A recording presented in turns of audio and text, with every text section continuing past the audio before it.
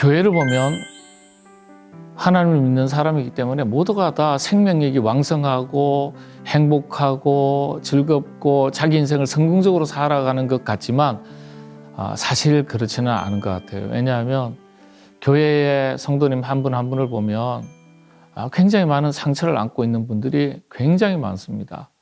어떤 교회를 통해서도 받은 상처들도 있고요. 살아오면서도 받은 상처들도 있고요. 어린 시절의 상처들, 성인의 상처들, 굉장히 상처투성이죠. 제가 이제 경험했던 것을 하나 예를 들어서 말씀을 드리겠습니다. 제가 우리 교단의 청년들이 가장 많이 나오는 동안교회, 제가 청년 전체 담당 목사를 한 적이 있습니다. 근데 청년들 1년에 등록만 한 600여 명이 됩니다. 새가족 교육을 제가 시키거든요. 근데 새가족 교육을 시킬 때 그 중에 질문이 몇 가지가 있는데 하나의 질문이 어떤 거냐면 교회란 어떤 곳인가 이런 질문을 하고 그리고 각각의 답을 한번 해보도록 합니다. 그러면 대부분의 많은 대답이 교회는 하나님의 집이다, 예배 처소다, 내 영혼의 안식처다, 쉼터다 이런 대답들이 쫙 나와요. 만민의 기도하는 집이다. 굉장히 FM대로 교과서적인 답이죠. 근데 어느 한 자매의 대답이 지금 거의 4년이 됐는데도 잊혀지지 않는 대답이 있습니다. 그 자매가 이런 얘기를 하는 거예요. 교회란 상처받은 사람들이 모여서 더 많은 상처를 주고받는 곳이 교회다. 이런 얘기예요. 그래서 제가 뭐라고 대답한 줄 아세요? 빙고, 맞다. 상처받은 사람들이 모여서 이 상처가 치유되지 않으면 더 많은 상처를 주고받게 됩니다. 예를 들어서 제 손에 지금 상처가 있어요. 근데 우리 집사님이신가요? 집사님께서 쫓아오시면서 목사님 반갑습니다. 오늘 뵙게 돼서 반갑습니다 하고 제 손을 잡으시려고 그래요. 좋은 관계잖아요. 근데 손을 내미시는데 제 손에 상처가 있어요. 반응이 두 가지입니다. 제 손 잡을 수가 없습니다. 피하는 거예요. 이걸 회피 반응이라고 그래요. 자기 상처를 보호하기 위한 회피 반응. 또 하나는 어떤 반응인 줄 아세요? 보다 더 적극적인 반응이에요. 이건 이제 소극적인 반응이고, 오지 마세요. 가까이 오지 마세요. 상처에 가까이 오지 마세요. 밀쳐내는 거예요. 공격 반응이에요. 이게 자기 방어예요. 자기 상처를 보호하는 인간의 모든 반응을 두 가지로 정리하면 회피 반응과 공격 반응으로 나타납니다. 어떤 분은 숨어버려요. 그래서 철학에서는 제가 대학에서도 철학을 전공했거든요. 철학에서는 이 심리 정서적인 마음의 병을 정신병을 어떻게 규정하느냐 하면은 세상이 두려워서 스스로 자기 안에 숨는 병 이렇게 정의합니다. 세상이 두려워서 스스로 숨는 병을 정신병이라고 규정을 해요. 그러니까 우울증 같은 경우도요. 자기 자신이 환경을 이겼더라면 어떤 관계를 이겼더라면 스트레스를 이겼더라면 생기지 않아요. 근데 어떻게 해요? 스스로 자기 안에 갇혀버리는 거예요. 굉장히 소극적이게 되죠. 그리고 세상과 접촉하고 싶지 않아요. 이게 우울증. 그러니까 만사가 귀찮은 거예요. 의욕이 다 떨어지고요. 이런 걸 어떻게 극복할 수 있겠느냐 이제 얘기하면은요. 이 굉장히 행동치료에서 그렇게 얘기합니다. 우리가 이 심리학에서는 심리 상담학에서는 사람을 이 상처 내면 세계의 어떤 심리 정서적인 문제를 극복하는 여러 가지 방법론이 있고 이론이 있는데 그중에 인지치료가 있고 행동치료가 있어요. 근데 인지치료라는 것은 우리의 인식, 어떤 사고 구조를 바꾸면 행동이 달라질 것이다. 그러니까 이 인지 기능을 바꾸려고 어떤 인식 체계, 사고 체계를 바꾸려고 굉장히 노력하고 그걸 상담하게 적용하는 학문이에요. 근데 생각이 바뀌면 행동이 달라진다. 맞는 말이죠. 근데 사람 생각 바꾸는 게 쉽습니까? 쉽지 않아요. 근데 당장 단편적으로는 뭘 바꾸는 게 쉽죠? 세상은 다 어려운 곳이니까 그래도 즐거운 마음을 가지세요. 행복한 생각을 하세요. 생각이 안 되는데 어떻게 자꾸 즐거운 마음을 가지고 생각을 가집니까? 안 바뀌는 거예요. 그래서 이 행동치료 학자들이 행동을 바꿔보자. 행동을 바꾸면은 웃지 않는 내담자에게 억지로 한번 웃어보세요. 굉장히 쉽죠? 헛웃음이라도 한번 웃게 하는 거예요. 그렇게 하면은 놀랍게도 우리의 인지가 바뀌기 시작하더라는 거예요. 그래서 행동을 바꾸면 생각이 바뀌기 시작하더라는 거예요. 하나가 바뀌니까 또 하나가 바뀌더라는 거예요. 그래서 요즘 현대 심리 상담학에서는 근본적인 것은 인지치료일 수도 있지만은 행동치료를 통해서 우리의 인지, 내면 세계를 바꾸려는 시도를 굉장히 많이 하고 있습니다. 그래서 우울증 환자 같은 경우는 우울함을 가지고 있는 우울감을 호소하는 내담자들이 오시면은 행동을 바꾸려고 노력해요. 그러니까 자기가 스스로 바뀌려고 의지를 가지고 찾아오신 분이에요. 도와드리기만 하면 돼요. 그러니까 그런 의욕도 없는 분은 찾아오지도 않겠죠. 찾아오신다는 것 자체가 자기 노력을 해보겠다는 뜻이기 때문에 이분들에게 조금만 촉진해 주면 되는 거예요. 예. 그러면은 행동적인 측면에서 생각을 말고요. 일주일에 집 밖으로 몇 번 출입하셨어요? 요즘 만사 귀찮아서 안 나가요. 하루에 한 번 장 보러나 잠깐 나갈까요? 그러면 1시간 밖에 있다 오세요. 행동을 바꿔요. 예. 전화하세요. 좋은 친구 누구 만날 수 있는 분 누가 있어요? 만나고 싶지는 않은데요. 그래도 만난다면요. 누구 아무개 만날 수 있을 것 같아요. 그럼 그분 만나고 오세요. 직접적으로 행동으로 하게 됩니다. 그런데 행동을 하게 되면 좋은 경험을 할 수 있어요. 바뀌기 시작하는 겁니다. 자기 상처가 있으면 굉장히 방어적이게 되거든요. 그래서 이 상처가 이 해결되는 자기 노력 중에 가장 먼저 기울이셔야 될 노력이 행동하는 겁니다. 행동하는 거고요. 그다음에 또 하나는 이 상처가 자기를 더 강한 자기로 만들어가는 하나의 과정이라고 생각해서 이겨낼 수 있도록 용기를 주고 그런 과정을 자꾸 안내해 주는 게 굉장히 필요하죠. 그래서 다쳐본 사람이 다른 사람의 고통을 알듯이 이 우울증을 겪어본 사람이 다른 사람의 우울증을 더 쉽게 이해할 수 있죠. 예를 들면 저는 11년 동안 악성 골수암 초기죠. 11년 동안 투병 생활을 했습니다. 제가 초등학교 2학년을 꿇었어요. 학교를 쉬었어요. 수술하고 실패하고 죽음의 카운터 다운이 시작되고 약이란 약은 정말 많이 먹었어요. 3살 때부터 14살 때까지. 그런 과정을 통해서 다른 분들이 아프다 그러면 이해도 되고요. 어떤 아픈 이야기를 들으면은 그냥 무감각하게 들려지지 않고 굉장히 피부에 와닿아요. 제가 아파봤으니까요.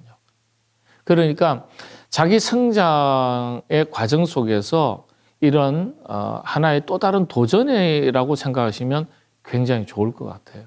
그래서 그런 어떤 자기 상처를 극복할 수 있는 다양한 방법은 굉장히 많고 그런 방법들은 요즘은 뭐 유튜브를 통해서도 뭐 SNS를 통해서도 뭐 어떤 SNS 플랫폼을 통해서도 책을 통해서도 너무 많기 때문에 제가 이 자리에서 뭐 일일이 뭐 상세하게 말씀드리지 않아도 될 것 같아요.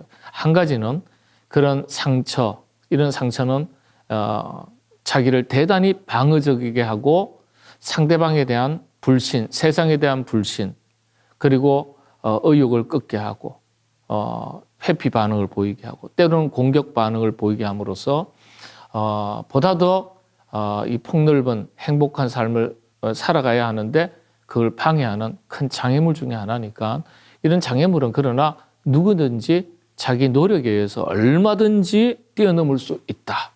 왜냐하면 그런 뛰어넘은 분들의 수많은 이야기들의 데이터의 공통점이 뭐냐면 나는 뛰어넘을 수 없을 줄 알았는데 나중에 지나고 나니까 다 그거 뛰어넘을 수 있는 거였더라. 이렇게 다 얘기해요. 그러니까 그런 줄 아셔야 되는 거예요. 자기를 낳아준 아버지의 부재 혹은 어린 시절에 아버지를 상실한 이런 분들이 성장하면서 그 빈자리가 있지 않습니까? 우리 인간은 왜 아버지, 어머니가 다 있어야 될까요? 아버지로부터 받는 사랑이 다르고 어머니로부터 받는 사랑이 달라요. 똑같은 부모님이시지만 각각의 사랑을 각각 받아야 되는 거예요. 근데 아버지를 어린 시절에 잃어버렸다든지 아니면 아버지의 부재 속에서 자라났다든지 혹은 어머니의 상실, 어머니의 부재 속에서 자라났다. 이건 채워야 될 걸 못 채운 상태를 말하죠. 근데 채워져야 될 것이 채워지지 않은 상태로 자라가다 보면 문제가 생길 수 있는 거죠. 어린 시절에 채워져야 될 것들이 잘 채워지면서 성장, 발달을 해오면 이 건강하고 행복한 그런 성인으로 성장하게 되는 겁니다. 근데 그러면은 어린 시절에 채워지지 않았던 부분을 어떻게 채워 나갈 수 있을까요? 예를 들면은 좋은 사람을 통해서 어떤 의미에서는 또 다른 보상이 될 수 있겠죠. 친구를 통해서, 선생님을 통해서, 아니면 아버지는 계시지 않았지만은 어떤 여성의 입장이라면 좋은 남편을 만나서 아버지로부터 다 받지 못했던 그 사랑을 남편으로부터 받게 될 때, 이게 보상이 되는 거죠. 그런 관점에서 볼 때 우리가 한 가지 생각해야 될 것은 정말 내가 받아야 될 사랑들, 채워지지 않았던 빈 공간들을 세상에서 다 충분히 만족하면서 채울 수 있을까요? 그게 쉽지 않죠.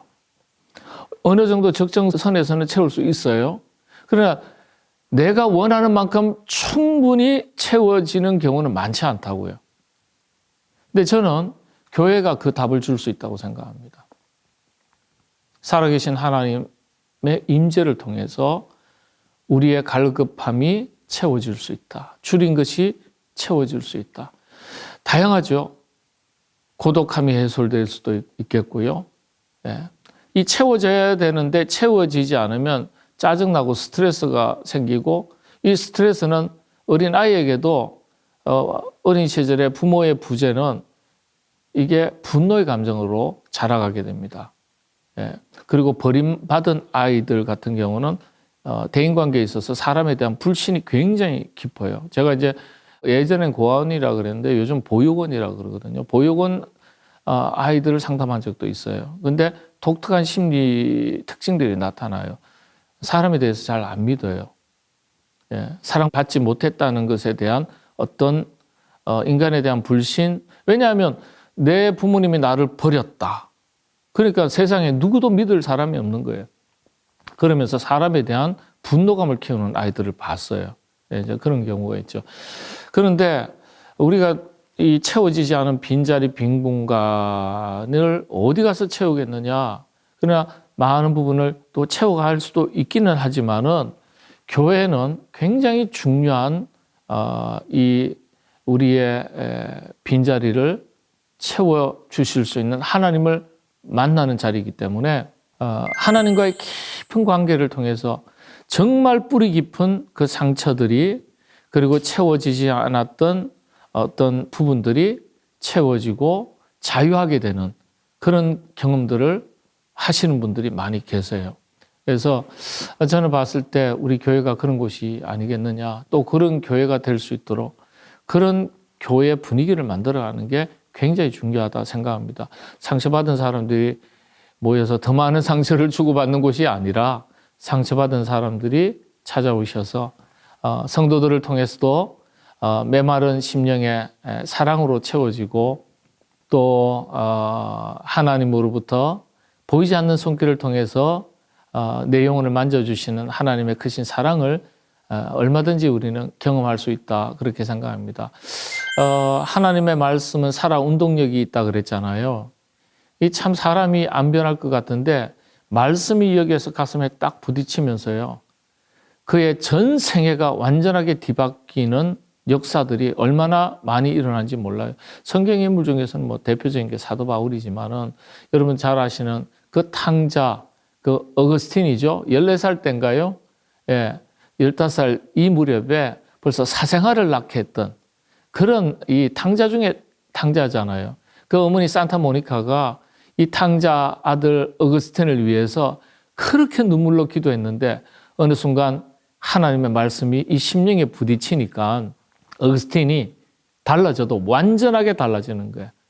예, 성인 어거스틴, 성 어거스틴이라고. 그리고 위대한 교부가 되는 거예요.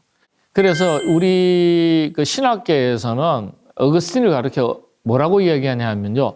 어거스틴 이전에 어거스틴이 없고 어거스틴 이후에 어거스틴이 없다. 그렇게 이야기합니다. 그래서 하나님의 말씀을 가장 1차적으로 경험할 수 있는 곳이 교회 아니겠습니까?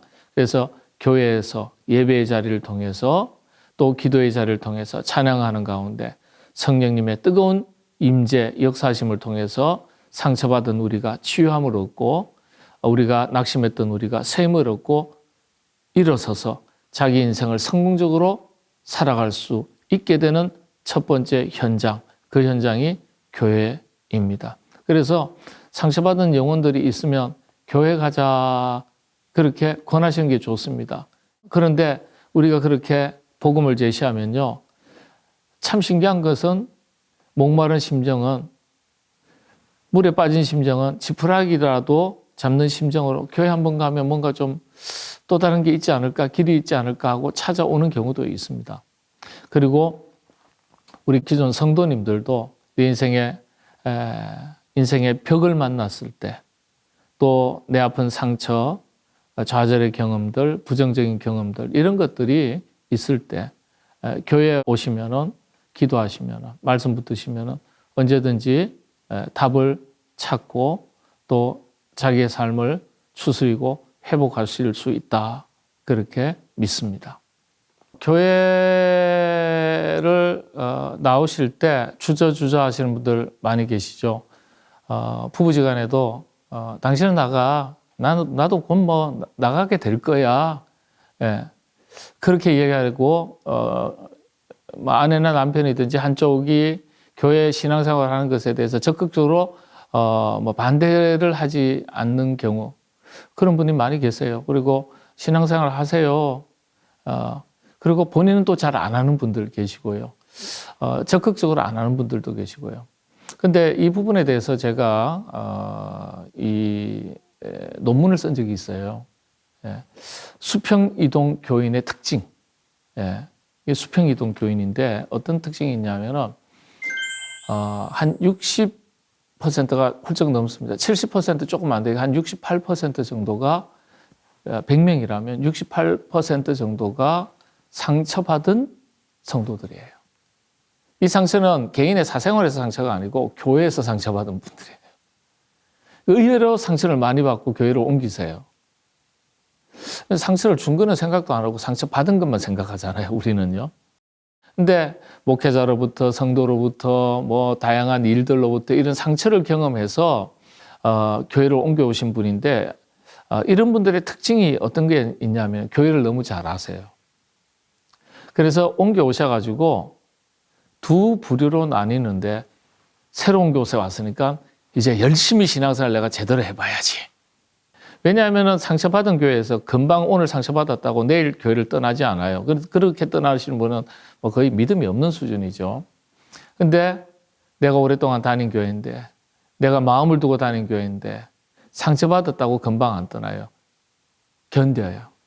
견디다가 6개월, 1년, 2년, 3년 견디다 못해 쓰러질 때 자기 신앙을 스스로 간직할 수가 없으니까 지킬 수가 없으니까 은혜가 고갈되니까 탈진이 되니까 그제서야 정든 사람들을 뒤로하고 관계를 끊고 그리고 새로운 교회로 옮겨옵니다. 목마름을 가지고 있었던 분은요. 난 이 교회에서 새 출발 잘해야지 적극적입니다. 봉사 열심히 하려고 애를 씁니다. 근데 교회를 잘 하시는 분들 중에 특징이 또 어떤 거냐면 내가 너무 나서면 너무 많은 인간관계 맺다 보면 피곤해. 이미 상처를 경험했으니까 나 그냥 예배만 드리고 갈 거야. 예배만 드리고 가시면서 뜸을 한참 들이세요. 시간이 6개월, 1년, 2년 지나서야 공동체에 발을 들여놓고 관계를 맺기 시작합니다. 관계를 초기에 오셔가지고 맺는다 하더라도 선이 있어요. 이 선을 넘어가려고 하지 않아요. 왜냐? 이 선을 넘어가면 피곤해지니까, 부담스러워지니까, 불편해지니까. 교회를 잘 하시니까 요 정도 선까지만 내가 관계를 맺고 그 선은 넘어가지 않으려고 하는 분들이 의외로 또 많이 계세요. 이런 분들이 이제 신앙생활을 하실 때, 그러면 자기 성장이 참 없고, 이 교회라는 것은 공동체 속에서 주어지는 은혜가 참 많거든요. 그러니까 은혜 받는 것을, 은혜를 누리는 것을 스스로 좀 차단하는 경우도 있습니다. 그런 경우는 좀 안타깝죠. 예. 근데 무턱대고 자기가 준비되지 않았는데 강제로 다른 사람에 의해서 문을 열려고 하면 이것도 준비가 안 되어 있기 때문에 굉장한 도전이고 불편할 수가 있어요. 사실은 좀 기다려주는 게 필요하죠. 예, 좀 기다려주는 게 필요하고요. 그리고 무관심하라는 것이 아니라, 기다려주더라도 무관심하라는 것이 아니라 관심을 갖고 기다려주는 것, 그리고 손을 내미는 것. 그러다 보면 어느 순간에는 내미는 손을 잡는 경우가 있습니다. 그러면서 이제 한 공동체에 소속감이 있는 공동체 일원으로 또 신앙생활을 하실 수 있겠죠.